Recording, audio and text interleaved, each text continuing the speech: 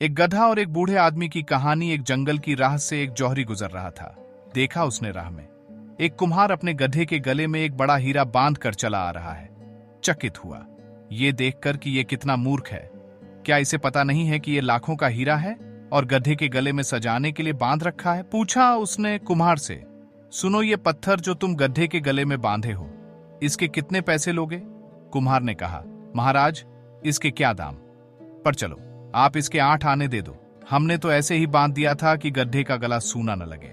बच्चों के लिए 8 आने की मिठाई गड्ढे की ओर से ले जाएंगे।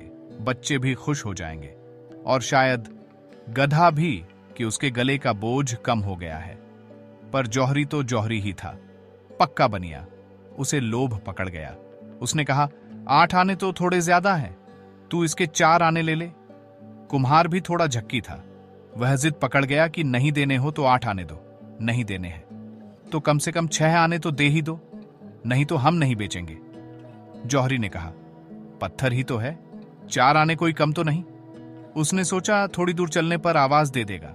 आगे चला गया, लेकिन आधा फरलांग चलने के बाद भी कुम्हार ने उसे आवाज न दी। तब उसे लगा बात बिगड़ गई। नाहक छोड़ा, 6 आने में ही ले लेता तो ठीक था।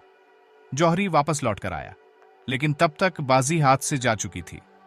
गधा खड़ा आराम कर रहा था और कुम्हार अपने काम में लगा था। जौहरी ने पूछा, क्या हुआ, पत्थर कहां है?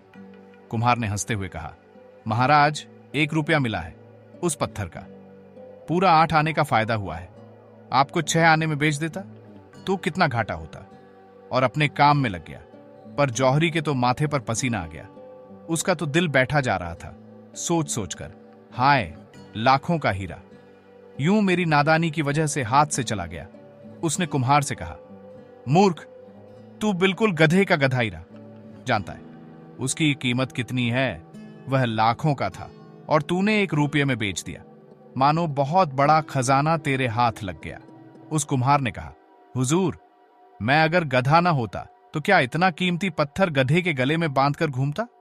लेकिन आपके लिए क्या कहूं, आप तो गड्ढे के भी गड्ढे निकले। आपको तो पता ही था कि लाखों का हीरा है और आप उसके 6 आने देने को तैयार नहीं थे। आप पत्थर की कीमत पर भी लेने को तैयार नहीं हुए।